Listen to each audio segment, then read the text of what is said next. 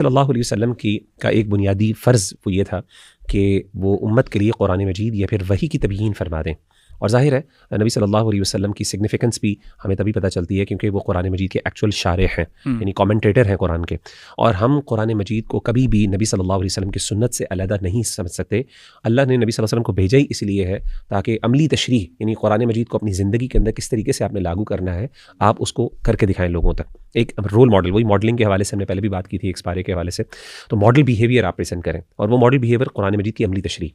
اور اسی چیز کو سیدہ عائشہ رضی اللہ تعالیٰ عنہا نے بھی ذکر کیا کہ جب ان سے پوچھا گیا اللہ کے رسول صلی اللہ علیہ وسلم کے اخلاق کے بارے میں، آپ کی زندگی کے بارے میں، تو آپ نے فرمایا کان خلقہ القرآن، کہ قرآن مجید یعنی آپ کا کیریکٹر از آل اباؤٹ قرآن. سبحان اللہ.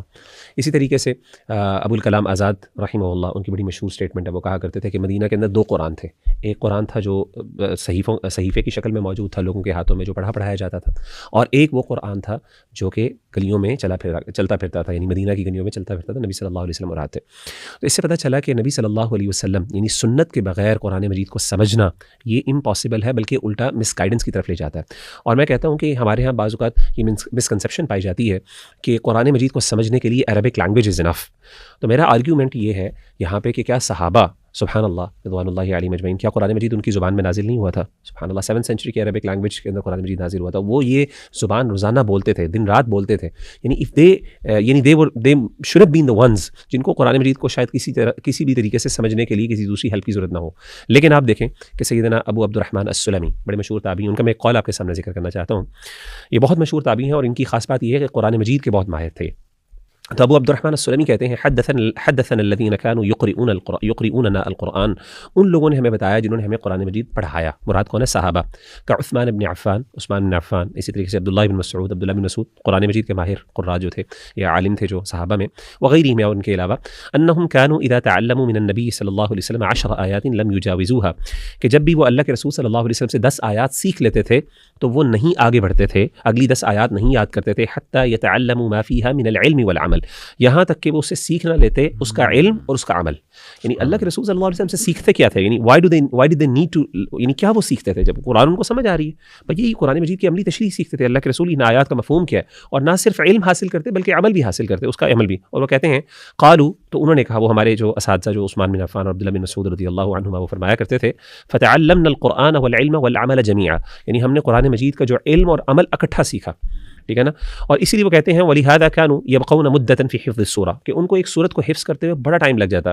یہاں تک کہ عبداللہ بن عمر کہتے ہیں کہ تقریباً 8 سال لگے ان کو، عبداللہ بن عمر کو غالباً 8 سال لگے.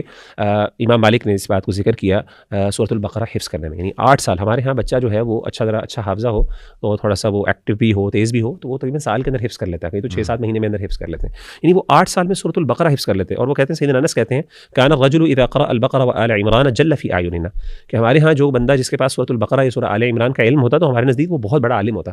یعنی سبحان اللہ، کہنے کا مطلب یہ کہ اللہ کے رسول صلی اللہ علیہ وسلم پر قرآن مجید کی تشریح ڈیپینڈنٹ ہے، ہم کبھی بھی اس سے ڈیورس نہیں کر سکتے. اور آج کل جو مثالیں مغرب ہے اس میں خیط الابیض و خیط الاسود والی مثال بے شمار مثالیں، یعنی اتنی زیادہ مثالیں نہیں آئی تھی، انہوں نے رسول اللہ صلی اللہ علیہ وسلم سمجھا، پریکٹیکل مثالیں موجود ہیں. بلکہ ہمارے یہاں اس لیے آپ دیکھیں کہ ہماری حدیث کی جو جوامع کتب ہے، یعنی صحیح بخاری جیسے ہے، جامع ترمذی وغیرہ ہے، اگر آپ صحیح بخاری کو دیکھیں تو وہاں پہ کتاب التفسیر آپ کو ملتی ہے. اللہ کے رسول صلی اللہ علیہ وسلم نے جو قرآن مجید کی تفاسیر کی، تو کہنے کا مطلب یہ ہے کہ تفسیر قرآن مجید کی اور اس کی انٹرپریٹیشن اصل میں اللہ کے رسول صلی اللہ علیہ وسلم کی انٹرپریٹیشن ان کی ذمہ داری ہے. اور اصل تفسیر لتبین للناس، آپ کی ذمہ داری ہے تبیین کرنا، وضاحت کر دینا. تو میں نے کہا اس چیز کو ہمارے ہاں آج کل بہت زیادہ فتنہ پایا جاتا ہے کہ جی ہم قرآن کو اپنے پرسپیکٹو سے سمجھنے کی کوشش کر رہے ہیں. آپ کا پرسپیکٹو وہ نہیں ہے. آپ قرآن مجید کو ایک طرح، یعنی ایک ہے ترجمہ سمجھنا، اور ایک ہوتا ہے اس کا ڈیپر میننگ کہ اس کی مراد کیا، اللہ کی بولنے والے کی مراد کیا. اللہ نے یہ الفاظ جب کہے تھے تو اللہ تعالیٰ کس چیز کی طرف ریفر کر رہے ہیں، اس پہ تو آپ کو اللہ تعالیٰ پہ ڈیپینڈنٹ ہونا پڑے گا اور اللہ کے رسول صلی اللہ علیہ وسلم پہ ڈیپینڈنٹ ہونا پڑے گا. جزاک اللہ خیر مغیرہ بھائی. میری جو پہلی ریفلیکشن ہے وہ سورہ ہجر سے ہے اور آیت نمبر 9 ہے، اور سبحان اللہ اٹس اباؤٹ دی گلوریس قرآن، کہ اس کی حفاظت اللہ سبحانہ و تعالیٰ ہی کریں گے. اور ظاہر ہے کہ یہ ایک بڑا کویسچن آج کل ہماری ینگ جنریشن پوچھتی بھی ہے کہ ہاؤ ڈو یو نو قرآن اللہ کی کتاب ہے یا اسلام اللہ کا دین ہے. اور میں بتانا چاہوں گا آڈینس کو کہ جب بھی آپ سے کوئی کویسچن پوچھے کہ why Islam, why not Buddhism, کیونکہ ایوری ریلیجن ٹیچز گڈ، وہ یہ کہتے ہیں کہ ہر ریلیجن میں اچھا ہے، اسپرچویلٹی بھی ہے، اچھے احکام بھی دیے گئے ہیں، تو اسلام میں ایسی کیا خاص بات ہے. تو دیکھیں، سب سے پہلا سوال جو بھی آپ سے پوچھے کہ کلیم کرے کہ جی میرا مذہب ڈیوائن ہے، گاڈ کی طرف سے ہے، تو سب سے پہلا سوال یہ پیدا ہوتا ہے کہ آپ کے مذہب کی سورس کیا ہے. Because it should have a source. اور ظاہر ہے ان کے پاس یہی جواب ہوگا کہ ہمارے جو صحیفے یا جو کتاب ہے دا بک، جیسے کرسچینٹی کی جو ہے وہ بائبل ہے، ہولی بائبل، جیوز کی اولڈ ٹیسٹمنٹ ہے، اسی طرح زورواسٹرینزم کی ہے، ہندوز کے اپنشد، گیتا، ویداز وغیرہ وغیرہ، اسی طرح سبحان اللہ مسلمانوں کی قرآن مجید ہے اسلام کے حوالے سے. تو ہم پروو کر سکتے ہیں ایزیلی کہ through the scientific method of preservation صرف اور صرف قرآن اس کرائٹیریا پر پورا اترتا ہے جو ایک سائنٹیفک میتھڈ ہے پریزرویشن کا. اور بچے کو پتہ ہے کہ قرآن کولیکٹ کیسے ہوا. مسلمانوں کو اتنا کانفیڈنس ہے. ہمیں ان صحابی کا پتہ ہے جنہوں نے کولیکٹ کیا اور کس طرح کیا، وہ جو تواتر کا پورا ایک پروسیس ہے وہ ہمیں پتہ ہے. پھر حفاظ سبحان اللہ کتنے زیادہ ہیں. البا فیڈلے ایک خاتون ہے، آکسفورڈ یونیورسٹی کی غالباً ریسرچ ہے، people can search it out. انہوں نے کاربن ڈیٹنگ کے تھرو ثابت کیا کہ 7ویں صدی کے جو نسخے ہیں، جو کلیمڈ تھے کہ 7ویں یا 8ویں صدی کے نسخے ہیں، انہوں نے پروو کیا کہ وہ واقعی ہی اسی صدی کے نسخے ہیں. تو اس سے ثابت ہوا کہ قرآن کے پرانے اولڈسٹ جو نسخے ہیں وہ ابھی تک سیو ہیں اور وہ بالکل وہی ہیں جو آج تلاوت کی جاتی ہے. تو اس کے علاوہ میں کوئکلی بس 3 آرگومنٹس انشاءاللہ آڈینس کو دینا چاہوں گا. سب سے پہلا جو آرگومنٹ ہے اس کو ہم کہتے ہیں test of time upon some thing.